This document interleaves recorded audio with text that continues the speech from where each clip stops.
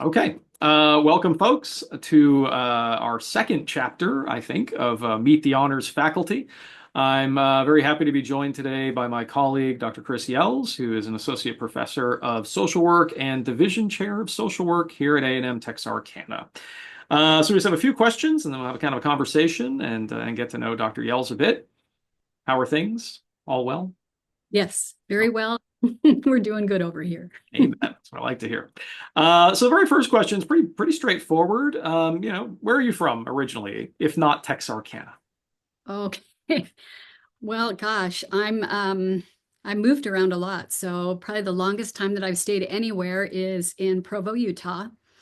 And that's where I did all of my college Okay. and then worked for a while and did academia there. So that's probably where I call home.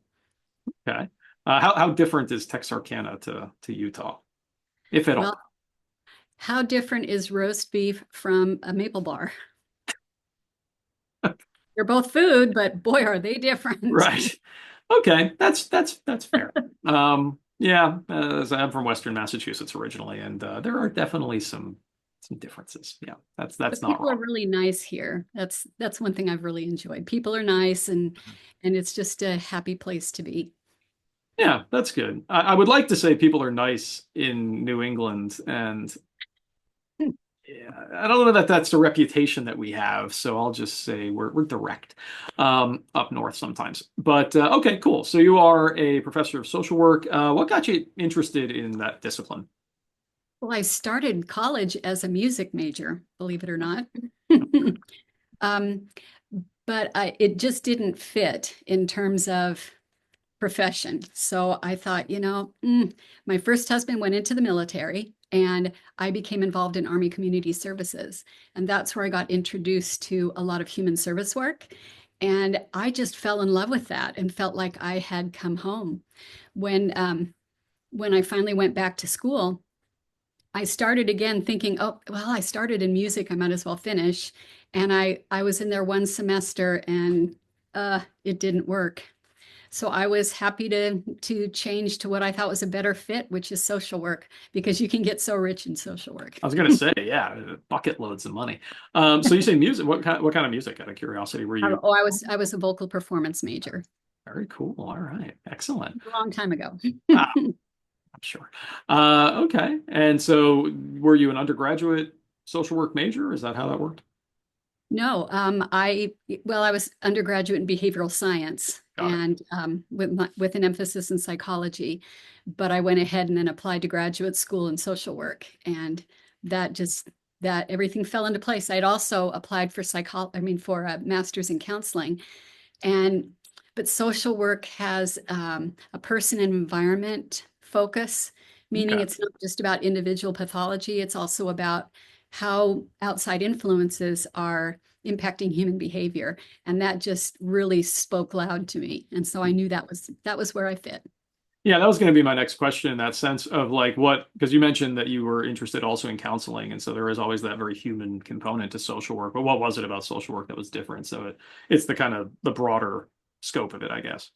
That and also the focus on social justice, which even though I'm kind of your basic middle class white woman and DEI is not the most favored thing around here right now, that's actually a focus of social work. And so we're trying to navigate that very carefully, Yeah, but still wanting, to serve and to help vulnerable populations.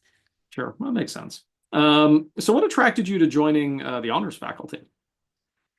I get excited about the idea of working with people that want to challenge.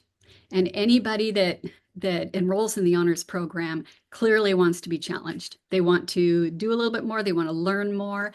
And that's the kind of student that's really fun to teach. And so when I got this opportunity, I thought, let's do it and let's see how they rise to the challenges and and see if it's a good fit for me. Yeah. And I know your first experience, I think, was actually teaching an honors section of the freshman seminar class, which is, yeah, it's a special experience, especially since we were doing it totally differently last year than we had ever done before, compressing it to 8 weeks and everything. Um, how was that? Was I'm I sure it had really like challenges, but it always does. Well, it was a little unusual because it's kind of like a welcome to campus kind of course, but they'd already been here for 8 weeks and Right. they'd kind of figured everything out. But it was really fun to get to know the students and to find out what it was about honors that excited them, and and to kind of get them on paths to get the resources that they need at the university. So I actually really enjoyed it. Yeah, I know one thing we've talked about is trying to build an opportunity for graduate students. Because I know you folks have a lot of graduate students doing the MSW, trying to find a path for them in honors as well. And so I'm very much looking forward to actually doing that. I had a meeting yesterday about it, and Oh, we'll be good. having one soon, to figure out how that would work. So what would you like students in honors to kind of get out of their experience in college? What would you tell them? To embrace the difficult. Hmm. It's okay if you're struggling. It's okay if you sometimes feel overwhelmed, but you have to make sure that you exercise some self-care and keep a balance in your life. Otherwise, it's not going to work really well. So, yeah, that's my counsel to most new students is make sure that you have a balance of work, school, personal life, and plenty of fun so that you can handle everything else. Yeah, no, that's great advice. The fun part, especially, I think students sometimes forget that. I know that honors students do tend to be the kind who like to take on challenges, but they also are, in some cases, increasingly aware of not burning themselves out. And so yeah, so that's always kind of a balance. With that in mind, is there anything that you kind of wish you knew as a student, that you could tell yourself if you went back in time, or you would tell students now, just in general, like similar sorts of things, I imagine. But Well, I started college, of course, at 18, like most people did, but I got married and had children, so had to leave for a little bit until all my kids were in school. When I came back the second time, I'm in business. And so, I was a lot more focused, right. and that was really nice. And I'm glad that I did it older. So don't feel bad that you can't get everything done you want now. Don't feel like you have to overachieve. C's get degrees. You'll be fine. Yeah. Really, take care of yourself, and then you're gonna be just fine. I wish someone would have told me that when I was a freshman. Right. Yeah, I always tell my students, even in the honors college, that the top priority is graduating. I mean, we want you to graduate from honors. We want you to do all the fun honors things as well, but the priority is the degree. And so yeah, I'm trying to think back to what I would have told myself as a student. I don't know. I was a terrible high school student, but I was a pretty good college student. So I thought I figured it out. I like to tell people that I was never smarter than when I had just graduated with my undergraduate degree. I was the smartest person I knew. And yeah, which is terrifying because this is me not thinking I'm the smartest person anymore. So yeah, you can tell how exciting I was. Is there anything else you'd like to kind of to share with the honors group, the folks who are very likely to watch this? I'd love to think everyone on the internet will watch this someday, but probably mostly just our honors students.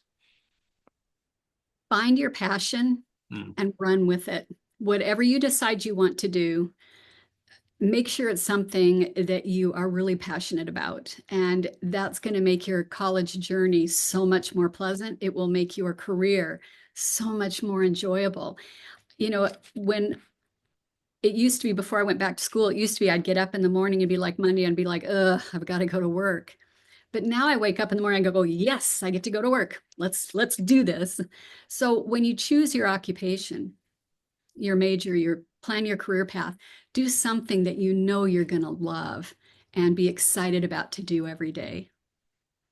Yeah, no, I love that. I mean, I 100% agree. How do we get, I mean, because that we're in disciplines. I'm a historian by training.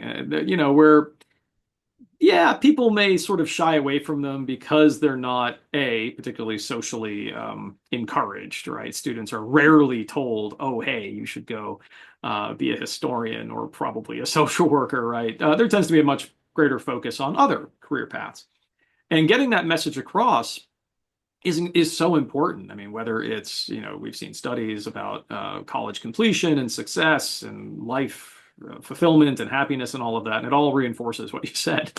Um, This is just more kind of just discussing like how do we get that message across? Because like I try to tell people that, but like they don't necessarily believe me. So I don't know. Have you figured out a good way to I communicate that to them?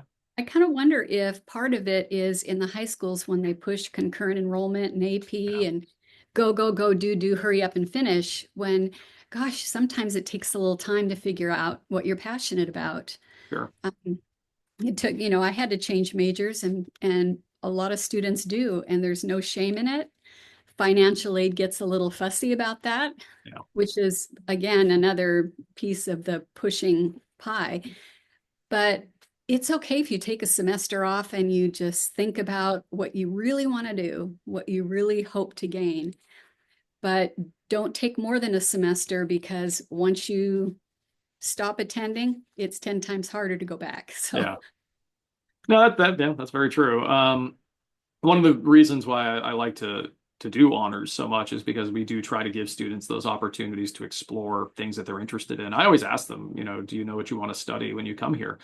And almost all of them say yes, and they give me a major, and I think, wow, that's I don't know. I went to college in the mid '90s, and like, yeah, I knew people that knew what they wanted to major, but if you go back even a little bit before that, you wouldn't even declare a major until like junior year. It was not even thought of, but times change. I don't want to, get too nostalgic of the good old days, but okay. Was there anything else that you wanted to kind of share with us, or just enjoy the generals when you do your general ed.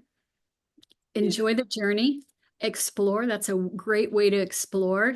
Um, Taking those elective courses that will, kind of give you some new information about new fields.